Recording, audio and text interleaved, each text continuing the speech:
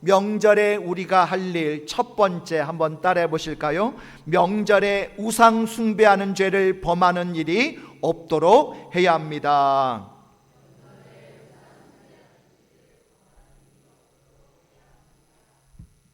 자, 이렇게 말을 하는 분이 있어요. 아니, 조상에게 절하는 것이 왜 죄가 됩니까? 나를 낳아주시고 길러주신 부모님에게 존경을 표하는 마음에서 절하는 것이지 무슨 신에게 하는 것이 아니므로 그것이 우상 숭배일 수가 없지 않습니까? 성경에도 다른 신에게 절하지 말라고 했지 죽은 분에게 제사하는 것을 금했다는 말이 어디 있습니까? 라고 말을 하는 분이 있습니다. 여러분, 그 말이 맞는 말일까요? 어찌 보면 그럴싸합니다. 그러나 제사는요 분명히 뭐예요? 우상 숭배다라는 거예요.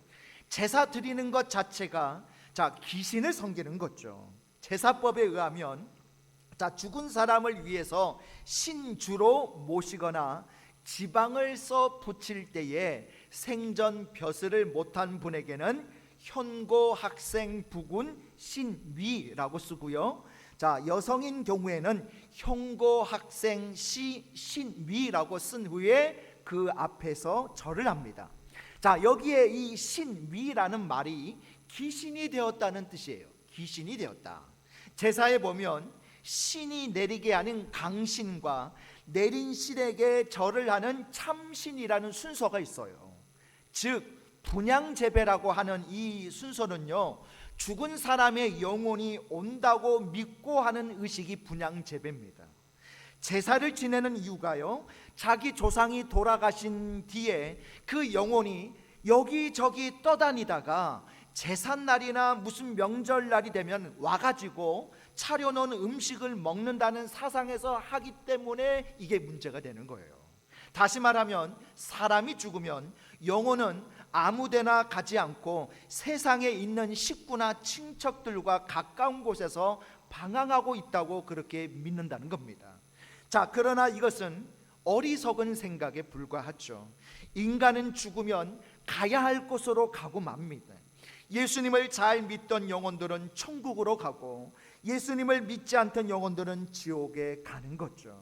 그러므로 진정 조상의 영혼을 위하거든 제삿날이나 명절날 하나님께 추모 예배를 드리면서 인간의 온 영혼을 주관하시고 천국과 지옥을 주관하시는 하나님께 예배와 기도를 드리는 것이 옳은 줄 믿습니다. 하나님 앞에 짓는 죄 중에 가장 큰 것은 살인이나 간음죄보다도 우상 숭배 죄가 가장 큰 죄예요. 그러므로 우리 성도들은 하나님이 가장 진노하시는 우상 숭배는 무슨 일이 있어도 금해야 할 줄 믿습니다.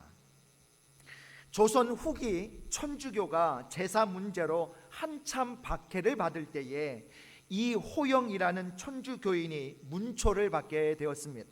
너는 부모에게 왜 제사를 지내지 않는가? 누가 보든지 조상에게 제사를 안 지내는 자들은 개나 돼지만도 못한 것이니 이런 자들은 죽어 마땅하지 않는가?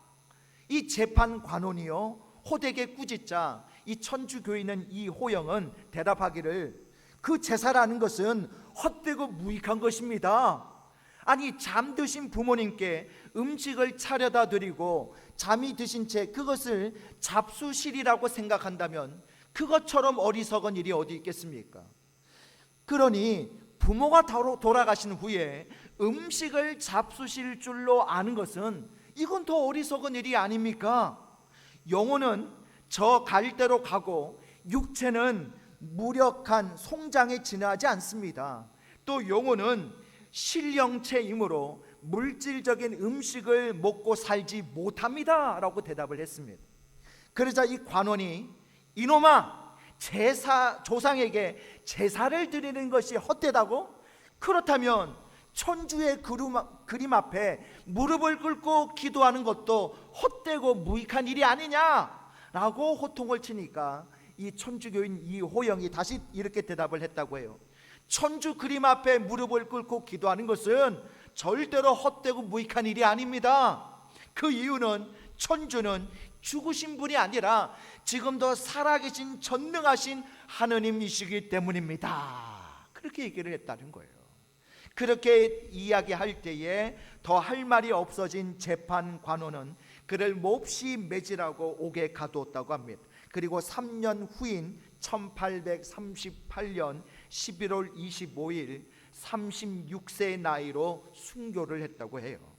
자, 그렇게 순교당하면서까지 제사를 반대하던 이 천주교가 어떻습니까? 지금은 제사를 허용하고 있다는 것은 굉장히 가슴 아픈 일이 아닐 수가 없죠. 제사를 지내는 것은요, 복이 아니라 화를 불러오기 때문입니다. 사실 제사를 잘 지내고 조상을 잘 섬기려는 그 마음의 밑바닥에는 어떤 마음이 있는 거예요? 복을 받으려는 계산이 깔려 있죠. 그러나 복은 하나님이 주시는 것이지 물질이나 사람이 주는 것이 아니에요. 좋은 맷자리를 쓰기 위해 막대한 돈을 드립니다. 그러다가 집안이 잘 안 되고 사업이 안 풀리면 맷자리를 잘못 쓴 것인 줄 생각하고 이장을 하는 등 여러 가지 일들을 벌이죠. 대단히 어리석은 일이 아닐 수가 없습니다. 왜냐하면 이 모든 것이 자기들이 복을 받고 자손 대대로 복을 받으려는 노릇이 오히려 역으로 벌을 받고 화를 자초하게 만들기 때문이다라는 거예요. 우리 출애굽기 20장 4절에서 6절을 같이 읽겠습니다. 시작. 너를 위하여 새긴 우상을 만들지 말고 또 위로 하늘에 있는 것이나 아래로 땅에 있는 것이나 땅 아래 물속에 있는 것에 어떤 형상도 만들지 말며 그것들에게 절하지 말며 그것들을 섬기지 말라. 내 하나님 여호와는 질투하는 하나님인즉 나를 미워하는 자의 죄를 갚되 아버지로부터 아들에게로 3, 4대까지 이르게 하거니와 나를 사랑하고 내 계명을 지키는 자에게는 1000대까지 은혜를 베푸느니라. 아멘. 자, 여기 보면 질투한다라는 말이 나오죠. 이 질투한다를 엘카나라고 하는데, 엘카나의 뜻이 뭐냐면요, 자기 백성들이 우상에게 절하는 것을 절대 용납하지 않는 진노의 신이라는 뜻을 가지고 있습니다. 자기의 신부인 이스라엘 백성을 결코 사탄에게 내어주지 않는다는 의미에서 질투라는 용어를 쓰고 있다는 거예요. 하나님은 우리 사람을 사랑하시되 독생자를 희생시키실 정도까지 열렬히 사랑하십니다. 그런데 그 사랑을 거절하고 다른 신에게 마음을 줄 때는 맹렬하게 진노하신다는 말씀이에요. 사실 사랑한다면서 질투의 감정이 없다, 그건 참 사랑이 아니죠. 하나님은 다른 신에게 마음을 두고 숭배하는 자를 자기를 미워하는 자로 인정하십니다. 그래서 그런 자들에게 진노하셔서 징벌을 하시는데 당사자뿐만 아니라 그 후손 3, 4대까지 벌을 내리시겠다라고 말씀하고 계시죠. 3, 4대 벌을 내리면요, 멸족이 되고 마는 거예요. 복을 많이 받기 위해 우상을 많이 섬기는 가정, 제사를 많이 지내는 가정의 자손은 복을 받기는커녕 하나님의 저주와 징계가 임한다는 것을 명심하시기 바랍니다. 그러나 이와 반대로 나를 사랑하고 내 계명을 지키는 자에게는 1000대까지 은혜를 베풀어 주실 줄 믿습니다. 여러분, 복은요 1000대까지 주시겠다라고 약속하고 계셔요. 자, 이 사실이 역사 속에서도 증명이 되고 있죠. 우상을 많이 섬기던 인도, 중국, 이집트, 동남아시아들은요 수천 년의 찬란한 문화를 가진 나라들이지만 여러분, 상대적으로 못 사는 나라들 아닙니까? 그러나 과거에는 야만족이요 해적의 조상들이었으나 일찍이 하나님과 복음을 받아들인 유럽이나 영국, 미국 등은요 복받은 후손들이 되지 않았습니까? 성경의 약속대로 이루어진 거예요. 한 인류학자가 미국의 네덜란드계 주정뱅이 가문으로 유명한 마구스 가문이 있는데 그 가문의 78대 1250명의 후손을 조사를 해봤다고 합니다. 그랬더니 살인자 7명, 상습적인 도둑이 60명, 전과자 130명, 허약자 300명, 불구자 400명, 성병 경험자 440명, 행여병자 310명 등이었다고 합니다. 더 한심한 것은 정당한 직업 종사자가 20명밖에 없었다라는 거예요. 그런데 이와는 반대로 영국에서 미국으로 이주해서 신앙적으로 온전히 살았던 조나단 에드워드라는 그 가문의 후손 78대 1400명을 조사를 해봤더니 총장이 13명, 교수가 100명, 학교 설립자가 14명, 의사 60명, 목회자 100명, 군인 75명, 문학자 60명, 판검사 및 변호사가 180명, 관리가 80명, 그 밖에 부통령, 시장, 대사, 상하원 의원 등이 있었고 그들이 남긴 저서가 무려 135종, 잡지가 18종이었다고 합니다. 여러분, 여러분의 후손들이 복받기를 원하십니까? 이번 명절에 또 우리의 남은 인생 가운데 우상 숭배하지 마시고 하나님만 사랑하시고 그 계명을 지키기를 기뻐하는 자들이 되므로 다 복을 받는 그런 가정, 그런 자들이 다 되시기를 주님의 이름으로 축복합니다. 자, 두 번째 명절에 우리가 할 일을 따라해 보실까요? 참된 효도는 예수 믿는 일인 줄 알고 전도해야 합니다.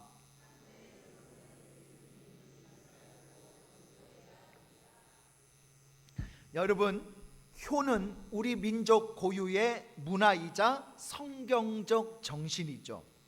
하나님은 이스라엘 백성이 하나님의 자녀로서 꼭 행해야 할 삶의 지표인 십계명을 주셨습니다. 자, 십계명 중에 사람에 대한 계명 중 첫 번째가 뭐예요? 내 부모를 공경하라. 그렇죠. 사람에 대한 첫 번째 계명이 내 부모를 공경하라입니다. 우리에게 이러한 성경의 부모 공경 사상과 상통하는 정신이 무슨 정신이에요? 효 정신이다라는 거죠. 그래서 이 효 정신이 우리에게 있다는 것은 이거는 하나님의 큰 은혜가 아닐 수가 없어요. 세계적인 역사학자인 아놀드 토인비 박사가 이런 말을 한 적이 있습니다. 한국에서 장차 인류 문명에 크게 기여할 것이 있다면 그것은 부모를 공경하는 효 사상일 것이다 라는 말을 했습니다. 이처럼 가장 한국적이자 가장 성경적인 효가 가장 세계적인 것입니다. 효의 원조인 성경을 아는 우리 모두 더욱 효도를 행하고 가르치고 장려해야 할 줄 믿습니다. 특히 이 민족 명절인 설은요, 그 어느 때보다도 효도하기 좋은 기회가 아닙니까? 가족들에게 효도할 때에 가정 복음화가 일어나게 될 줄 믿습니다. 우리 성결 교단지인 활천지라고 있습니다. 이 활천지 1923년도 7월호에 보면 이런 예화가 기재되어 있어요. 1923년 경기도 광주 남한 산성교회의 주일 학생인 김성숙 학생이라고 있는데, 제가 아는 권사님 이름이랑 똑같은데, 우리 김성숙 학생이 부흥회 때 많은 은혜를 받고 어머니가 믿는 우상을 밤에 몰래 집 밖으로 가지고 나가서 그 우상을 다 부숴버린 거예요. 그래서 어머니가 그 사실을 알고 매우 노여워하면서 그 우상 단지를 부순 딸을 막 심하게 때린 겁니다. 그러자 이 김성숙은 아주 공손한 말로, 어머니, 사랑하는 딸을 때리시기에 얼마나 애처로우십니까? 그 우상을 없앤 것은 어머니에게 불순종하려는 것이 아니라 어머니께서 헛된 우상을 섬기시면 지옥에 가실 줄을 제가 확실히 알기 때문에 그래서 이 우상 단지를 부쉈습니다 라면서 눈물로 호소할 때에 부모는 감동을 받고 예수님을 믿게 되었다라고 그렇게 그 예화가 실제로 실려 있습니다. 이처럼 안 믿는 부모님을 예수 믿게 하는 것이 최고의 효도인 줄 믿습니다. 예수님을 잘 믿던 분들은요, 세상 떠날 때에 흰옷을 입은 천사 같은 이들이 호위하여 가는데 그렇게 기쁠 수가 없다고 해요. 그러므로 진정한 효도는 뭐냐? 전도입니다. 이미 믿은 부모님은 더 잘 믿도록 하는 것이 효도예요. 그러므로 어찌하든지 부모님 살아생전에 예수님 믿도록 꼭 도와드려서 천국 가실 수 있도록 효도하는 저와 여러분 되시기를 바랍니다. 자, 마지막 세 번째 명절에 우리가 할 일 따라해 보실까요? 민족 문화나 전통을 기독교 문화로 만들어 가야 합니다.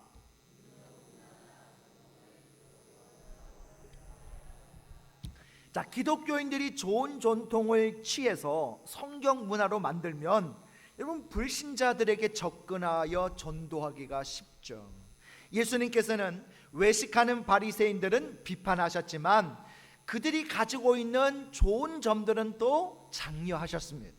그동안 우리는 고유의 민족 정신과 전통을 기독교 정신과 기독교 문화로 바꿔가는데 무관심했었던 것이 사실입니다. 그러나 한국 문화는 한국인의 삶 그 자체라고 할 수가 있죠. 성경을 기준으로 해서 민족 문화 중에 성경의 문화와 같은 맥락이 있으면 이를 찾아서 살려가지고 문화와 정신을 성경적으로 발전시켜 나가야 할 막중한 책임이 있다는 거예요. 자, 대표적으로 한 예를 들면 우리에게는 다른 민족에게 없는 경천애인이라는 정신이 있습니다. 여러분, 경천애인의 뜻이 뭡니까? 하늘을 숭배하고 인간을 뭐한다? 사랑한다라는 뜻이죠.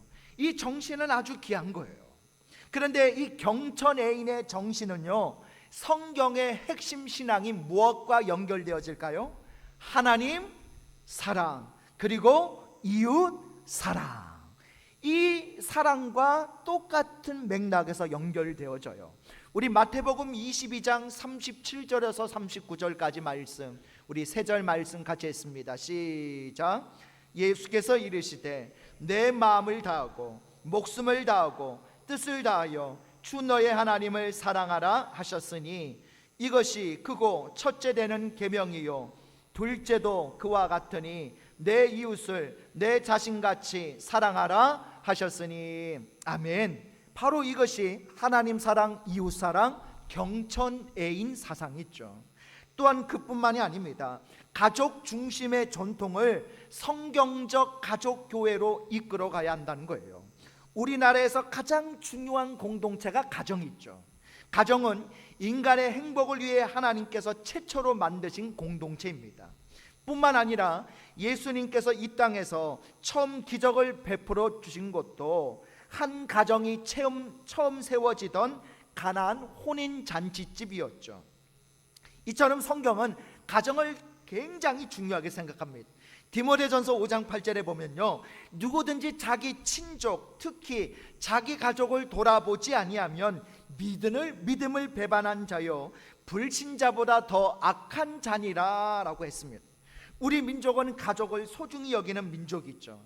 명절에 가족을 보기 위해서라면 천리길도 마다하지 않고 고향을 찾아갑니다.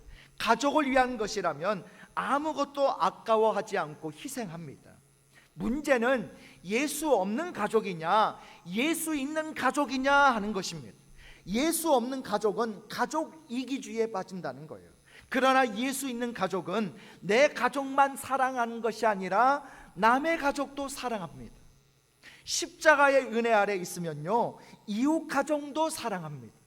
설날은 가족과 친척이 서로 사랑하고 결속을 다지는 좋은 기회죠. 일부러라도 가족과 함께할 시간을 많이 만들어서 가족이 큰 결속을 다져야 합니다. 믿지 않은 가족과도 함께하면서 예수님의 사랑을 보여줘야 됩니다. 함께 음식을 만들고 자녀들과 함께 놀아주고 조상들의 이야기를 해주십시다. 가족은 우리 민족 5,000년 역사를 이어온 최고의 에너지죠. 예수님을 섬기는 건강한 가족 공동체가 뿌리 내릴 때에 이 사회는 행복해지는 거예요. 또한 우리 민족은 잔치가 있는 민족입니다. 예로부터 우리 민족은요 명절이 되면 잔치를 벌였습니다. 우리 가족만 즐긴 것이 아니라 이웃과 함께 기뻐하고 즐거워했죠. 하나님도 절기 때에 이웃과 함께 잔치할 것을 명령하셨습니다. 우리 신명기 16장 11절을 같이 읽어볼까요? 시작. 너와 내 자녀와 노비와 내 성중에 있는 레인과 및 너희 중에 있는 객과 고아와 과부가 함께 내 하나님 여호와께서 자기 이름을 두시려고 택하신 곳에서 내 하나님 여호와 앞에서 즐거워할지니라. 아멘. 그러므로 명절의 잔치를 허락하신 하나님의 은혜를 기억하며 이웃과 함께 기뻐하는 설 명절이 되시기 바랍니다. 명절 때 아무래도 가장 많이 소외감을 느끼는 이웃들이 분명히 있을 거예요. 그분들을 또 찾아가서 세배도 드리고 자녀의 역할도 해드리며 사랑과 공경의 잔치를 열어드려야 되는 거죠. 우리가 잔치를 열고 함께 기뻐할 때에 하나님이 더 크게 복 주실 줄 믿습니다. 설이 우리에게 있다는 것은요, 이거는 하나님의 큰 은혜입니다. 하나님이 평화와 복을 허락하지 아니하셨다면 명절도 누릴 수 없습니다.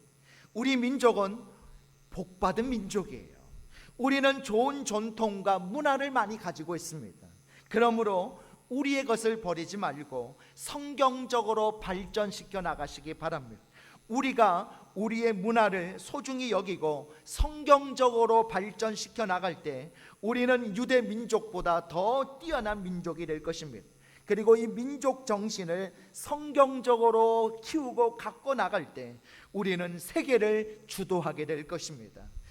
여러분, 록펠러 아시죠? 이 록펠러는 세계 제일의 거부로서 손꼽혔던 사람이고 세계에서 그의 이름을 모르는 사람이 없을 정도로 유명한 사람이죠. 그러나 록펠러도 처음부터 부와 명성을 타고났던 사람은 아니었습니다.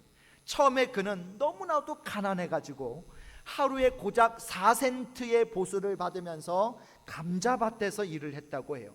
장래성이 보이지 않는다는 이유로 사랑하는 여인으로부터 버림받기도 했다고 합니다. 그러던 그가 세계 제일의 부자가 되고 역사상 가장 많이 남에게 자선을 베푼 사람이 되고 98세까지 무병장수의 축복을 누릴 수 있었던 비결은요, 독실한 크리스찬이었던 그가 평생 자신의 삶을 구별하며 드렸고 하나님께 맡겼기 때문이라고 합니다. 그는 주일날이 되면 어떤 일이 있어도 교회 나가서 주일학교에서 아이들을 가르쳤고요, 댄스 파티하는 곳은 아예 출입을 삼가했고 식사 때마다 기도를 빠뜨린 적이 없었고요, 또한 하루도 쉬지 않고 성경을 읽으며 말씀을 묵상했고 정결하게 바르게 살아서 하나님 앞에 부끄러움이 없는 것을 유일한 소망으로 삼았던 사람이라고 합니다. 그랬던 그를 하나님께서 놀랍게 축복해 주신 거죠. 그러므로 개인적으로는 성도로서 구별되고 정결한 삶을 사시고 가정적으로는 하나님이 기뻐하시는 좋은 전통과 문화를 정착시켜 나가므로 록펠러처럼 하나님이 주시는 개인과 가정이 복 주시는 개인과 가정이 되시기를 바랍니다. 우리 말씀을 정리합니다. 우리 화면 보시면서 명절에 우리가 할 일 세 가지 같이 했습니다. 시작. 명절에 우상 숭배하는 죄를 범하는 일이 없도록 해야 합니다. 참된 효도는 예수 믿는 일인 줄 알고 전도해야 합니다. 민족 문화나 전통을 기독교 문화로 만들어 가야 합니다. 그렇습니다. 이번 명절에 우리가 해야 할 이 세 가지 일을 꼭 기억하시고 이번 명절이 이와 같은 명절이 되시기를 주님의 이름으로 축복합니다. 우리 다 같이 일어나셔서 우리 주여 한번 부르시고 합심으로 기도하실 때 두 가지 기도 제목 가지고 기도하기 원합니다.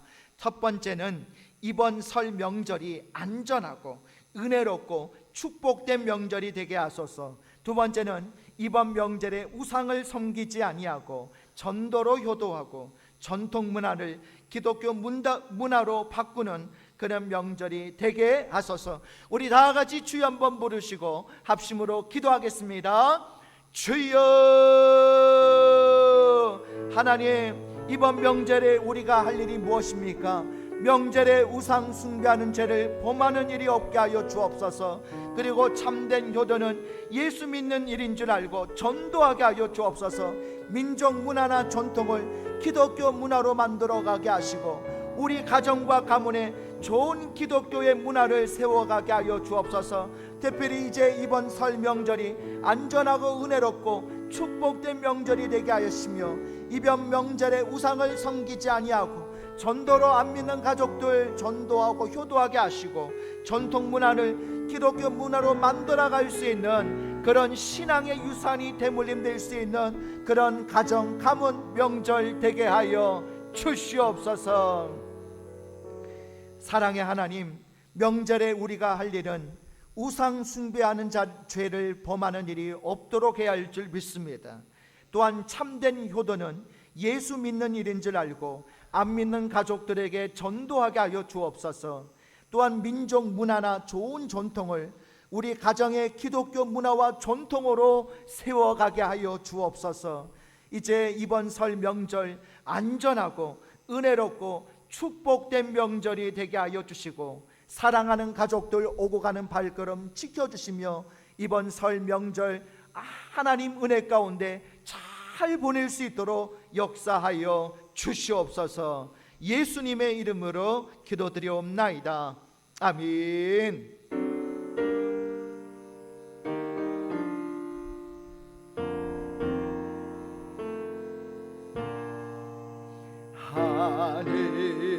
하늘에 계신 아버지, 이름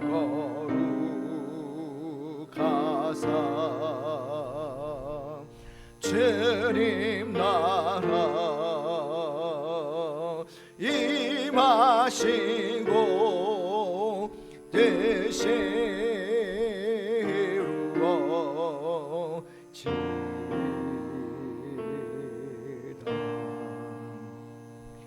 일용할 양식 주시고 우리들의 큰 죄 다 용서하옵시고,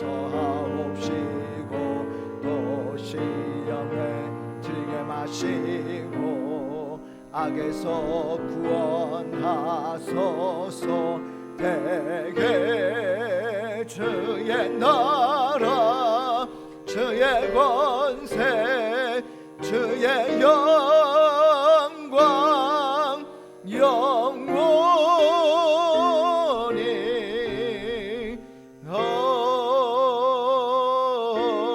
아멘.